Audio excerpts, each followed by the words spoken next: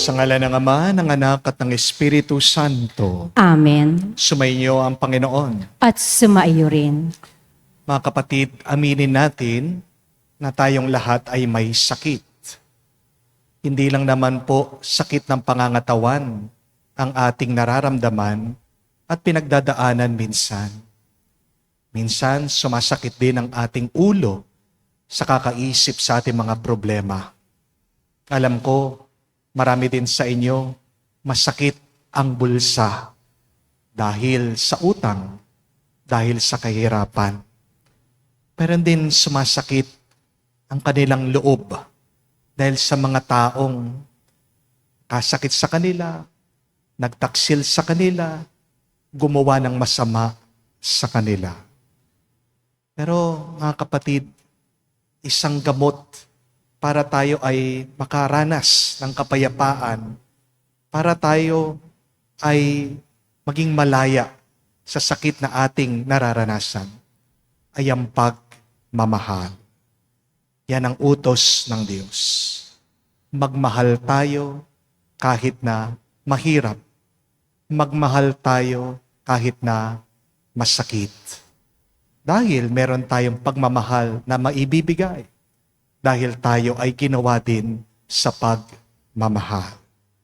Kapag humihinto tayong magmahal, diyan humihirap at bumibigat ang buhay. Kaya naman aminin natin, mapagkakataon na kung saan naging mas malakas pa ang ating galit, ang ating puot, ang ating pagdududa, ang ating takot, kesa sa pagnanais nating magmahal sa Diyos at sa ating kapwa. Sa mga pagkakataon ng ating kahinaan, sa ating mga kasalanan, hingi natin muli ng awa at pagpapatawad sa Diyos para makita tayo muli karapat-dapat makatanggap sa mga banal na misteryo.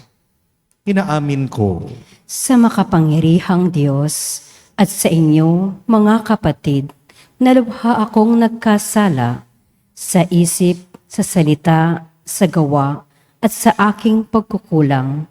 Kaya isinasamo ko sa mahal na Birheng Maria, sa lahat ng mga anghel at mga banal, at sa inyo, mga kapatid, na ako'y ipanalangin sa Panginoong ating Diyos. kaawaan tayo na makapangyarihang Diyos, patawarin tayo sa ating mga kasalanan, at patnubayan tayo sa buhay na walang hanggan. Amen. Panginoon, kaawaan mo kami. Panginoon, kaawaan mo kami. Kristo, kaawaan mo kami. Kristo, kaawaan mo kami. Panginoon, kaawaan mo kami. Panginoon, kaawaan mo kami.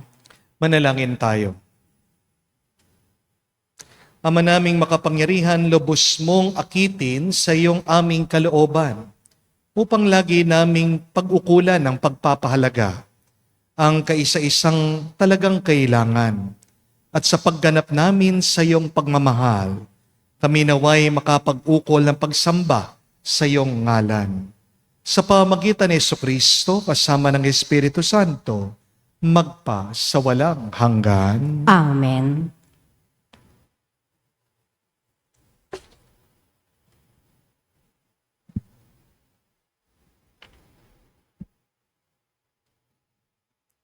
Pagbasa mula sa aklat ng Deuteronomio. Sinabi ni Moises sa mga tao, "Ngayon ay ibinigay nga sa inyo ng Panginoon ang mga tuntuning ito. Sundin ninyo ito ng buong puso't kaluluwa. Ipinahayag ninyo ngayon na ang Panginoon ang inyong Diyos. Lalakad kayo ayon sa kanyang daan. Susundin ang kanyang mga tuntunin at didinggin ang kanyang tinig. Ipinahayag naman niya sa inyo na kayo ay kanyang bayan tulad ng kanyang pangako at dapat ninyong sundin ang kanyang mga tuntunin. Palalakihin niya kayo igit sa ibang bansa upang maging kapurihan niya, karangalan at kadakilaan. At tulad ng sabi niya, kayo ay isang bansa na nakatalaga na sa Kanya. Ang salita ng Diyos. Salamat sa Diyos. Mapalad ang sumusunod sa utos ng poong Diyos. Mapalad ang sumusunod sa utos ng poong Diyos. Mapalad ang mga taong malinis ang pamumuhay. Ayon sa utos ng poon ang gawain araw-araw. Mapalad ang sumusunod sa kanyang kautusan. Buong puso ang pagsunod sa utos na ibinigay. Mapalad ang sumusunod sa utos ng poong Diyos. Ibinigay mo sa amin iyong mga utos upang aming talimahin at sundin ng buong lugod. Gayon ako umaasang maging tapat. Susundin ang iyong utos, susundin ng buong ingat. Mapalad ang sumusunod sa utos ng poong Diyos. Ang matuwid mong tuntunin habang aking tinatarok, buong pusong magpupuri, pupurihin kitang lubos. Ang lahat ng iyong utos ay sisikapin kong sundin. Huwag mo akong iiwanan, huwag mo akong lilisanin. Mapalad ang sumusunod sa utos ng poong Diyos.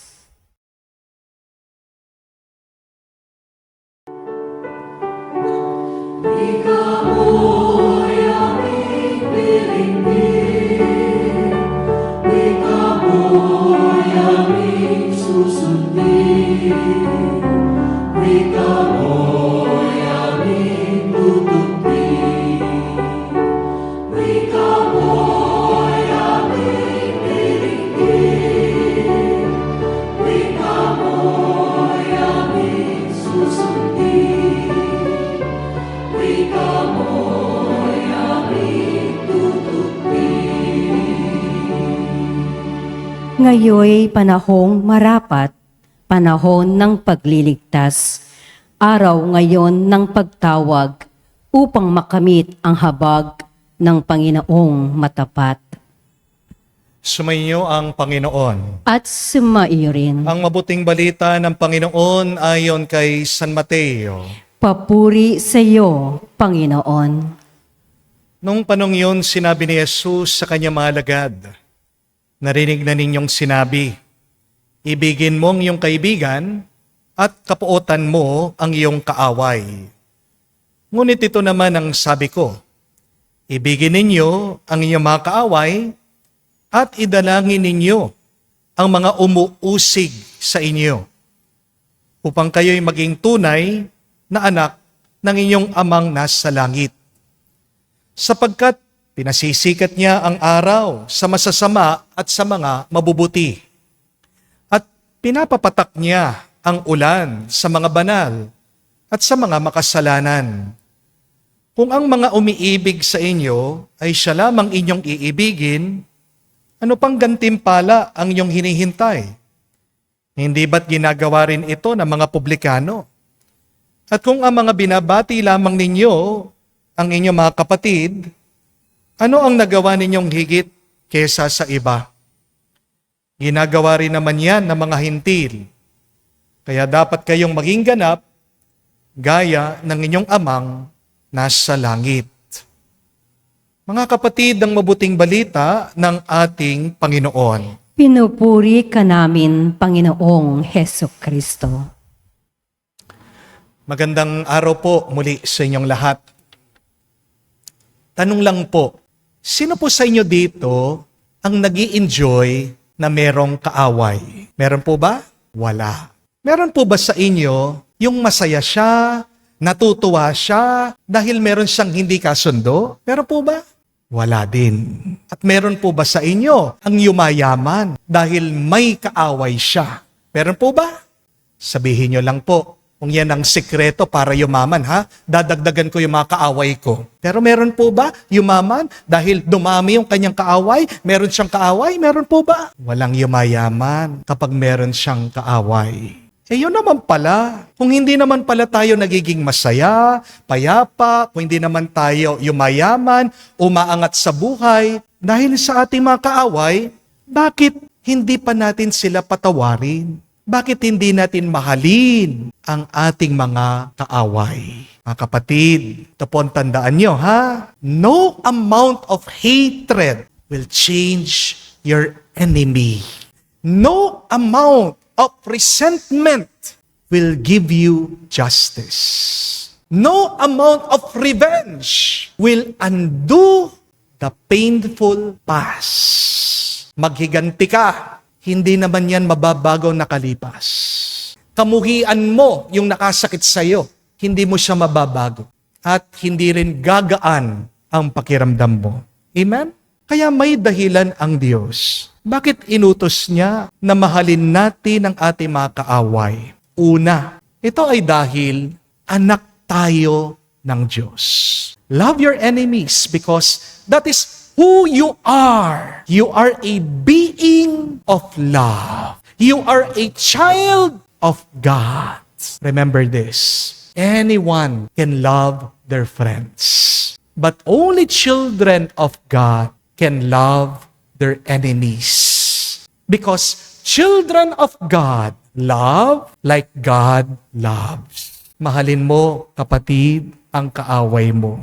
Kahit sino pa yan, asawa mo man, magulang mong nakasakit sa'yo, anak mo na lumalaban sa'yo, kapitbahay mo na chismoso, chismosa, katrabaho mo na pabida-bida, o kahit na yung hindi mo kaisip sa politika. Magmahal ka sa mga hindi mo kasundo, magmahal ka sa mga mahirap pakitunguhan, magmahal ka sa mga nakakasakit sa iyong puso't damdamin kasi may pagmamahal kang ibibigay sa kanila. Oo, hindi ka man nakatanggap ng mabuti galing sa kanila, pero baka nakalimutan mo, palagi kang nakakatanggap ng mabuti, ng grasya, ng biyaya galing sa Diyos. Di po ba? Kaya yung tinanggap mo na pagmamahal, huwag mong itatago, ibigay mo. Because remember, the more that you give, the more you receive. Amen? But secondly, love your enemies because it makes life more enjoyable, beautiful, and blessed. Ano pong mas masarap? Yung magmahal o magalit? Ano po? Yung magmahal, di po ba? Kaya nakakapagtaka, bakit hindi natin pinipili na magmahal? Ang sarap ng nagmamahal eh. Ang sarap ng minamahal ka eh. Di po ba? Mahirap kang mahalin kung ikaw mismo hindi ka marunong magbigay ng pagmamahal. Kung gusto mo makatanggap ka na mas maraming pagmamahal, umpisahan mo sa iyong sarili. Amen? Remember that love is the sweetness of the soul. Love is the pleasantness of the mind. And love is the makeup of the face. Alam niyo po ba kung anong kahulugan ng buhay? Bakit po tayo nabubuhay? Bakit tayo umiiral? Bakit hanggang ngayon humihinga tayo? Bakit po hanggang ngayon nandito tayo sa ibabaw ng mundo? What is the meaning of life? What is the purpose of our life here on earth? Alam niyo po ba? Pakinggan niyo po ito. Huwag niyong kakalimutan. Dalawa po ang dahilan. Bakit humihinga ka, buhay ka pa rin, nagpapatuloy ka, umiiral ka. The first point of our life is that we should know, we should love, and we should serve the Lord. Nabubuhay ka para alamin mo, mahalin mo, paglingkuran mo ang Diyos dahil utang na loob natin ang ating buhay sa Diyos. Na-realize niyo po ba na buti na lang hindi ka ginawang bato ng Diyos? Di po ba? Hindi niyo po ba na-realize na buti na lang hindi kanya ginawang puno, hindi kanya ginawang uod. Sa lahat ng pwedeng mabuhay, ginawa kanyang tao. Isipin mo yon, pasalamatan mo yon. At bilang pasasalamat, mahalin mo siya, paglingkuran mo siya, gawin mong kagustuhan ng Diyos. But here is the second point of life. That life should be the enjoyment of the passage of time. Total, umaandar din ang oras. Bakit hindi pa natin gawing masaya ang ating buhay habang dumadaan ang oras?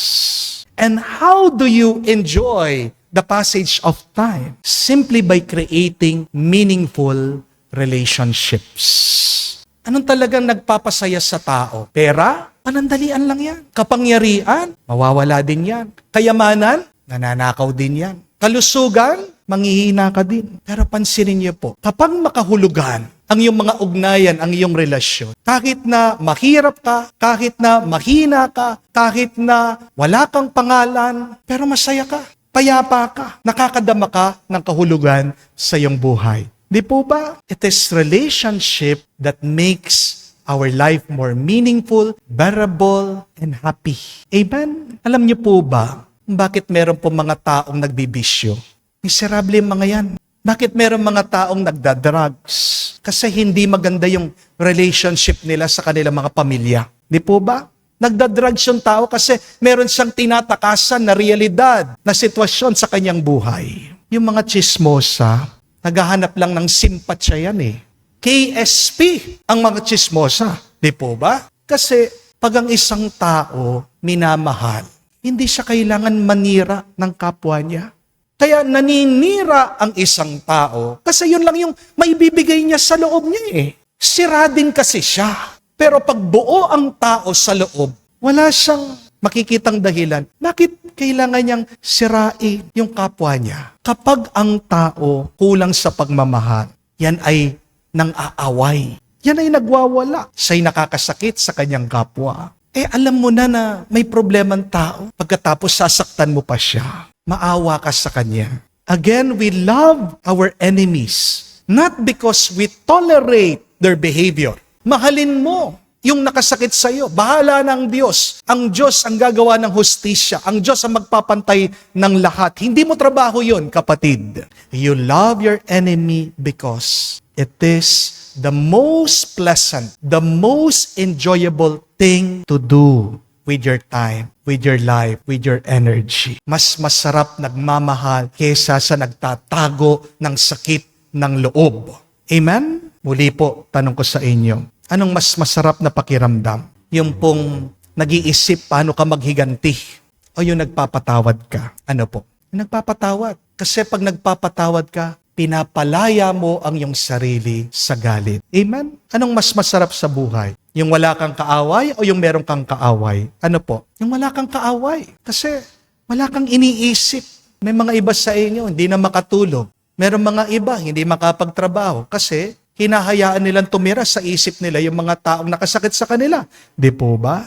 Sino nagpapasok dyan? Yung ibang tao? Hindi. Ikaw mismo. Di po ba? Kung pinapasok mo ang taong yan sa iyong isip at puso, nasa iyo din ang susi, kapatid. Buksan mo. Palabasin mo. Evict mo na. Now na. Huwag ka na maghihintay ng bukas. Amen? Mga kapatid, magmahal ka kahit sa mga kaaway mo. Kasi wala naman pong masasayang. Kapag nagmahal ka, babalik din sa iyo yung binibigay mo, yung pinapakita mo, yung binabahagi mo. Amen? Be good to others even if others are not good to you. Because the goodness and the grace that you share will come back to you 100-fold. Amen? Panghuli po, magmahal ka ng kaaway para tuldukan mo na ang kasamaan. May tao daw po na nandura sa isang pari. Pero itong pari, pinabayaan lang niya yung tao. Bakit nandura ito pong tao? Kasi naiinis daw siya doon sa pari. Pag daw nag-humilya tungkol sa politika, naiinis siya doon sa sinasabi ng pari. Di niya matiis. Dinuraan niya. Alam niya nangyari, napansin ng mga tao, yung taong nandura, hindi po masyadong lumalabas doon sa bahay niya. Yun pala, nagkasakit siya. Sabi ng mga tao, ayan, karma, buti nga sa kanya. Pero nung nabalitaan daw po nung pari na nagkasakit yung tao na nandura sa kanya, alam niyo ginawa niya? Bumisita siya doon sa tao. Hindi lang niya pinagdasal yung tao, pinagdala pa niya ng pagkain at ng gamot. Napaiyak po yung tao. At nagtatanong siya sa pare, Father, ba't mo ako tinulungan? Masama-sama ng loob ko sa'yo. Sigurado masama din ang loob mo sa akin.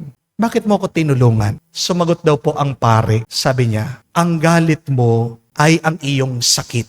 Pero dumating ako dito ngayon para gamutin ko ang iyong galit. Your anger is your sickness. But now, I have come to you to heal that sickness. Kapatid, kung hindi ka magmamahal, magpapatuloy ang sakit, ang galit, ang puot, at ang pananakit. You cannot solve evil with another evil. Amen? You cannot end the bad things, bad actions, with another bad action. But love breaks the cycle of evil, hatred, and violence. Kapag walang marunong magmahal, magpapatuloy ang karahasan. Kapag walang pagmamahal, magpapatuloy ang kasamaan, ang gantihan. Pansin niyo po yan. Subukan niyo man po sa social media. Makita ka ng masamang comment, patulan mo. Hindi kayo titigil. Ang haba nung thread. Nakita po ako ng ganyan, isang comment lang. Pagkatapos, ilan yung reply? 179. 500 something. Sabi ko, anong ginagawa ng mga taong ito? May buhay ba sila? Hindi ko po alam kung binabayaran sila, pero I doubt it. Ang dami pong nakiki-comment. Nalulungkot ako. Kasi isipin nyo, sayang ang oras. Mabilis lang ang buhay. Hindi mo alam kung bukas, buhay ka pa. Tapos saan mo ginamit yung iyong minuto, yung iyong segundo, yung iyong oras sa pakikipag-away sa taong hindi mo naman kakilala? Di po ba nakakalungkot yun? Mga kapatid, you cannot love when you have pride. Amen? You cannot love when you think so highly of yourself. Ang hadlang po ng ating pagmamahal sa iba, kapag madalas sinasabi natin, bakit niya ginawa sa akin yun? Anong tingin niya sa akin? Sino ba siya? Mga kapatid, wag sana magmula lang sa ating isip ang pagmamahal. Pero magmahal ka, humugot ka ng lakas sa magmahal, galing sa iyong karanasan ng biyaya galing sa Diyos. Always remember, you are not God. You are not always perfect. Many times, we become the enemy of God because of our sins. And yet, the good news is, time and time again, God forgives us and God loves us every day. Bakit hindi mo ipagkaloob yung pagmamahal na tinanggap mo sa Diyos? Doon din sa mga taong nakasakit sa iyo. Yung binibigay mo, hindi naman sa iyo eh. Yung ibibigay mong pagmamahal sa kanila, galing yan sa Diyos. Kaya mong magmahal kahit sa mga nakasakit sa iyo. Yan ay grasyang pinagkaloob ng Diyos sa iyo. Just choose it.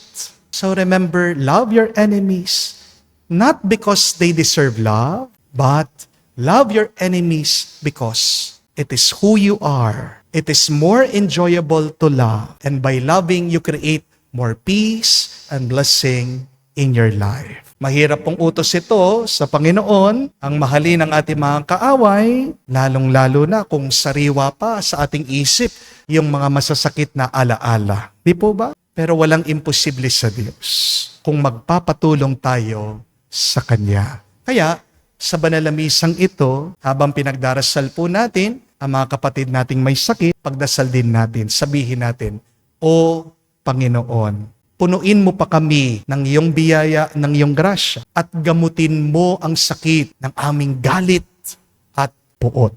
Turuan mo kami araw-araw na magmahal kung paano ka nagmamahal. Parang aming buhay ay mas gumanda pa, mas gumaan pa, at mapuno ng biyaya ngayon at magpakailanman. Amen. Tumayo po tayo. Taglay ang pagtitiwala, lumapit tayo sa mapagpatawad na Ama na ang habag sa atin ay walang hanggan at walang katapusan. Ating sabihin, Panginoon, dinggin mo kami. Panginoon, dinggin mo kami. Ang simbahan naway maging buhay na halimbawa ng pagpapatawad at habag na ipinakita ni Jesus. Manalangin tayo sa Panginoon. Panginoon, dinggin mo kami. Atin nawang kaawaan ang mga taong nakasakit, nakapinsala o nagdulot ng mga paghihirap sa atin. Manalangin tayo sa Panginoon. Panginoon, dinggin mo kami. Sa tulong ng biyaya ng Diyos, naway mapatawad natin ang ating mga kaaway.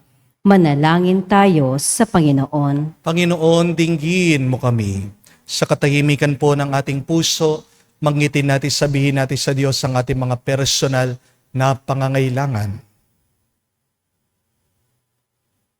Makapangyarihan, mahabaging Ama, pinasasalamatan ka namin sa pagpapatawad na hinahandog mo sa pamagitan ng iyong anak. Tulungan mo kaming ipahayag sa iba ang iyong pagpapatawad. Hinihiling namin ito sa pamagitan ni Kristo, aming Panginoon. Amen.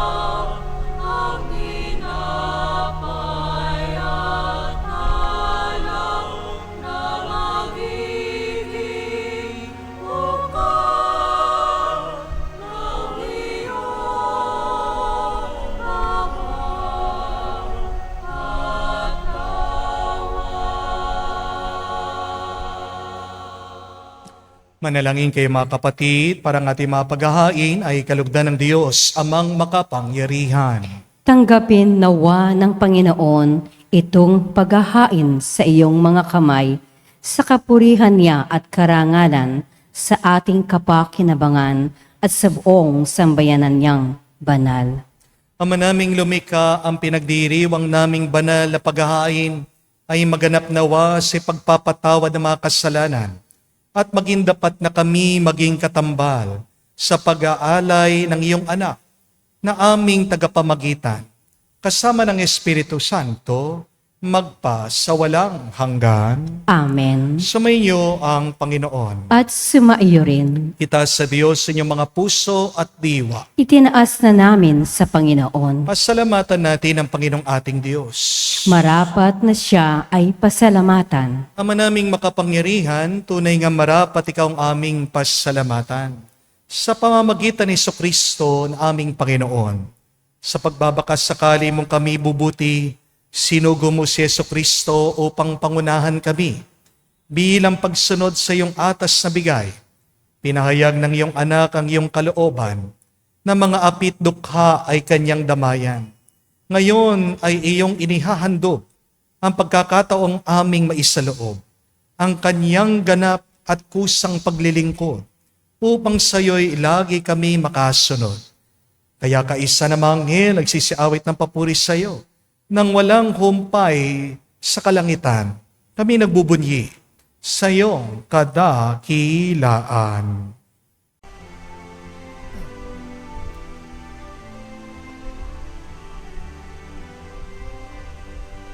Santo, Santo, Santo, Panginoong Diyos ng mga hukbo, napupuno ang langit at lupa ng kadakilaan mo. Hosana, Hosana, sa kaitaasan, pinagpala ang naparirito sa ngalan ng Panginoon. Hosana, Hosana, sa kaitaasan. Hosana, Hosana, sa kaitaasan.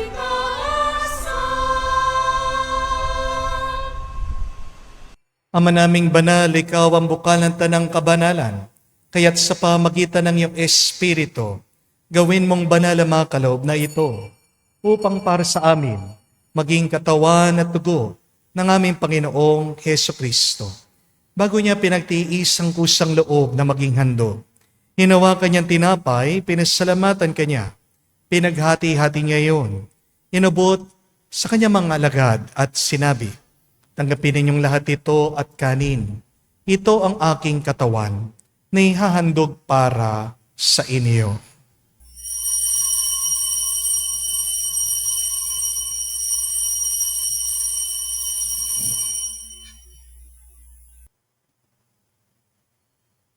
Gayon din naman nung matapos ang hapunan, hinawakan niyang kalis. Muli kanyang pinasalamatan. Nabot niyang kalis sa kanyang malagad at sinabi, tanggapin ninyong lahat ito at inumin. Ito ang kalis ng aking dugo, ng bago at walang hanggang tipan. Ang aking dugo na ibubuhos para sa inyo at para sa lahat, sa ipagpapatawad ng mga kasalanan. Gawin ninyo ito sa pag-alaala sa akin.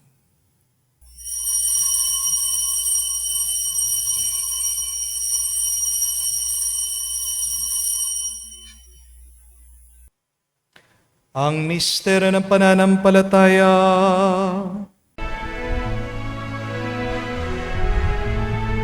Sa krus mo at pagkabuhay, kami natubos mong tunay.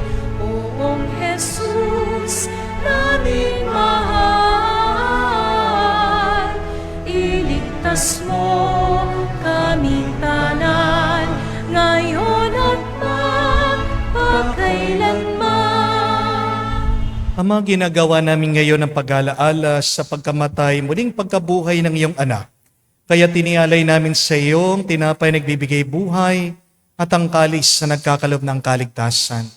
Kami nagpapasalamat dahil kami yung minarapat na tumayo sa harap mo para maglingkod sa iyo. Sinasamo namin kami magsalo-salo sa katawan at dugo ni Kristo ay mabuklod sa pagkakaisa sa pamagitan ng Espiritu Santo. Amalingapin mong iyong simbahan, laganap sa buong daigdig. Puspusin mo kami sa pag-ibig. Kaisa ni Leon ang aming Santo Papa, si Florentino, aming arsobispo at ng Tanang Kaparian. Alalahanin mo rin ang aming mga kapatid na nahimlay, may pag-asang sila'y muling mabubuhay. Ngayon din naman lahat ng mga pumanaw, kawan mo't sila't patuloyin sa iyong kaliwanagan. Kawan mo't pagindapatin kaming lahat, makasalo sa iyong buhay na walang wakas. Kaisa na mahal na Birhen Maria, Ina ng Diyos. Kaisa ni San Jose, ang kanyang malwalhating esposo. Kaisa ng mga apostol at lahat ng mga banal na namuhay dito sa daigdig na kalugod-lugod sa iyo. May pagdiwang nawa namin ang pagpupuri sa ikararangal mo sa pamagitan ng iyong anak, aming Panginoong Heso Kristo. Sa pamamagitan ni Kristo, kasama niya at sa Kanya, ang lahat ng parangal at papuri ay sa iyo, Diyos Ama, makapangyarihan, kasama ng Espiritu Santo, magpasawalang hanggan.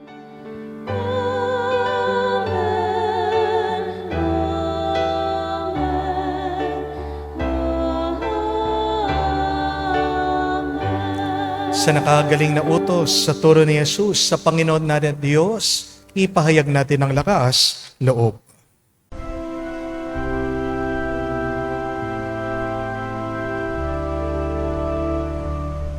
Ama namin, sumasalangit ka, sambahin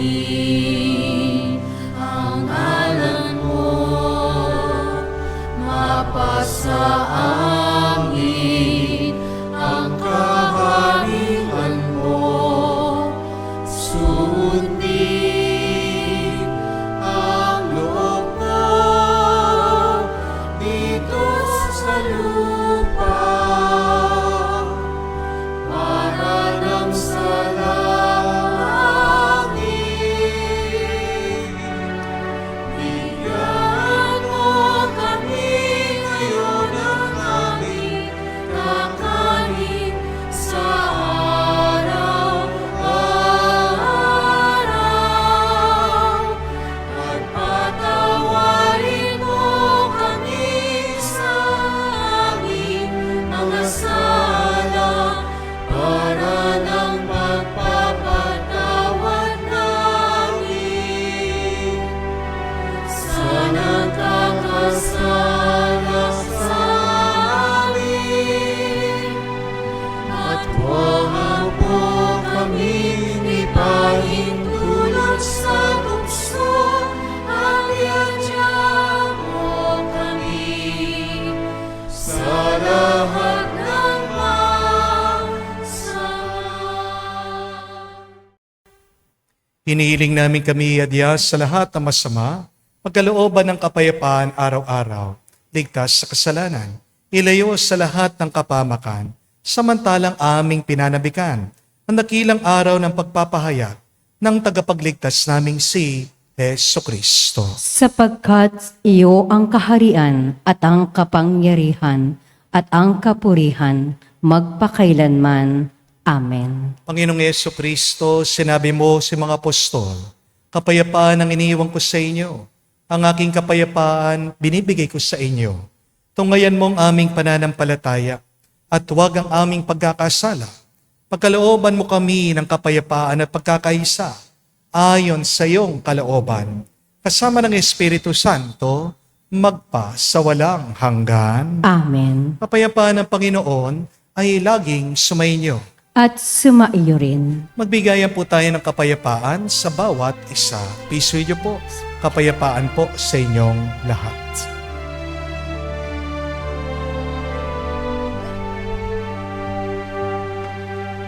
Kordero ng Diyos na nag-aalis ng mga kasalanan ng sanlibutan, maawa ka sa amin, maawa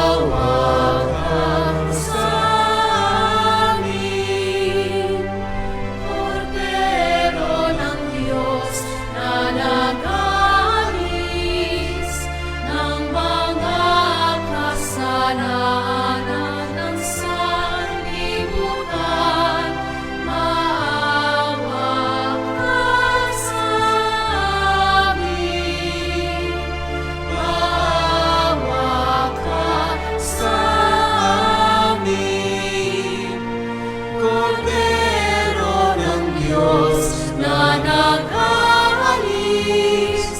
ng mga kasalanan ng sanlibutan,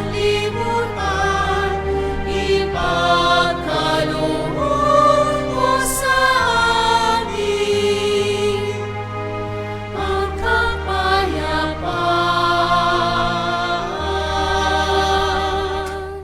Mga kapatid, naririto ang ating Panginoong Jesucristo, ang Kordero ng Diyos. Siya nag-aalis sa mga kasalanan ng sanlibutan. Mapalad tayong lumalapit sa piging ng Kordero. Panginoon, hindi ako karapat-dapat na magpatuloy sa iyo, ngunit sa isang salita mo lamang ay gagaling na ako.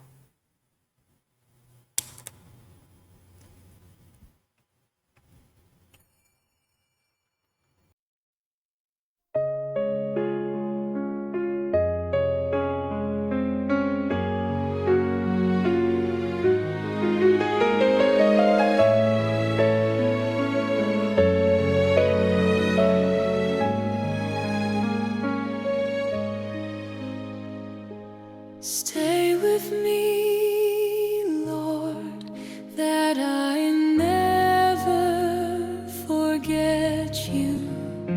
Stay with me, Lord, because I am weak. Stay with me, Lord, for you are my life. Stay with me, Lord, for you are my Light. Oh, how I need you, my Jesus, in this night of exile. Stay with me, my Jesus, in the breaking of the bread, the light which disperses all darkness, the force that sustains me, the unique joy of my heart.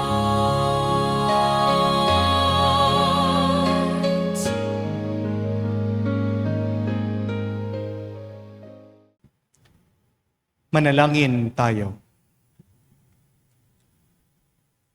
Ama naming mapagmahal, sa iyong kagandang loob ay lagi mong subaybayan ang iyong pinakikinabangan sa piging mong banal, upang ang iyong pinuspos ng lakas mong bigay ay makasalo lagi sa ligaya ng mga hirang. Sa pamagitan ni Jesucristo kasama ng Espiritu Santo, magpa sa walang hanggan. Amen. Inanyayaan ko po kayo, lagay ang inyong mga kanang kamay sa inyong mga dibdib at sabay-sabay po nating dasalin the miraculous prayer of Padre Pio for the quick recovery and healing of our sick. Heavenly Father, I thank you for loving me. I thank you for sending your Son, our Lord Jesus Christ, to the world to save and to set me free. I trust in your power and grace that sustain and restore me. Loving Father, touch me now with your healing hands, for I believe that your will is for me to be well in mind, body, soul, and spirit. Cover me with the most precious blood of your Son, our Lord Jesus Christ, from the top of my head to the soles of my feet. Cast out anything that should not be in me. Root out any unhealthy and abnormal cells. Open any blocked arteries or veins, and rebuild and replenish any damaged areas. Remove all inflammation and cleanse any infection by the power of Jesus' precious blood. Let the fire of your healing love pass through my entire body to heal and to make new any disease areas, so that my body will function the way you created it to function. Touch also my mind and my emotion, even the deepest recesses of my heart. Saturate my entire being with your presence, love, joy, and peace. and draw me ever closer to you every moment of my life. And Father, fill me with your Holy Spirit and empower me to do your works so that my life will bring glory and honor to your holy name. We ask this in the name of Jesus Christ, our Amen. Lord. Amen. We ask for the intercession of our Blessed Mother, Mary. Hail Mary, full of grace, the Lord is with you. Blessed are you among women, and blessed is the fruit of your womb, Jesus. Holy Mary, Mother of God, pray for us sinners, now and at the hour of our death. Amen. Padre Pio Petralcina, Pray pray for for us. Muli po, maraming salamat sa mga araw-araw na sumusubaybay sa ating banal na misa online, lalong-lalo na po sa mga bumibisita sa atin dito sa parokya para sa ating Healing Mass. Again, ang ating pong Grand Lenten Recollection at Healing Mass ay magaganap po sa March 21 dito po sa Brenzigiao Convention Center sa San Fernando, Pampanga. Mag-open po ang mga pintuan, ang ating gates. Libre lang po, first come, first serve sa ating po mga upuan. 6 o'clock po ng umaga. Pero ang ating pong talk ay mag-uumpisa ng 8 o'clock ng umaga. It will be followed by our Mass. At yung mga gusto po na makatanggap ng oil, no, pipila lang po sila pagkatapos po ng ating banal na misa. So kita-kita po tayo ngayon pong paparating na March 21, Saturday, sa Convention Center, City of San Fernando, Pampanga. Muli po, paalaala ng Panginoon, hindi natin kailangan ng kaaway sa ating buhay. Why should you love your enemies? Because you are a being of love. Ikaw ay ginawa ng Diyos sa pagmamahal, meron kang maibibigay na pagmamahal kahit na sa mga taong nakasakit sa iyo. Tandaan niyo po, mas masarap magmahal kaysa sa nagtatanim ng galit, kaysa sa nagtatanim ng puot sa iyong puso. At kahuli-hulihan, kung gusto po nating matuldukan ang kasamaan, ang karahasan, kailangan nating magmahal. May be painful for you, and yet when you love, you lessen the enemies, no, in this world. My dear friends, let us love so that we can always be blessed in our life. Sumainyo ang Panginoon. At sumaiyo rin. At kayo basbasan ng Diyos, makapangyarihan sa lahat, sa ngalan ng Ama, ng Anak, ng Espiritu Santo. Amen. Ang ating misa ay natapos na, humayo kayo sa kapayapaan ni Kristo. Salamat sa Diyos.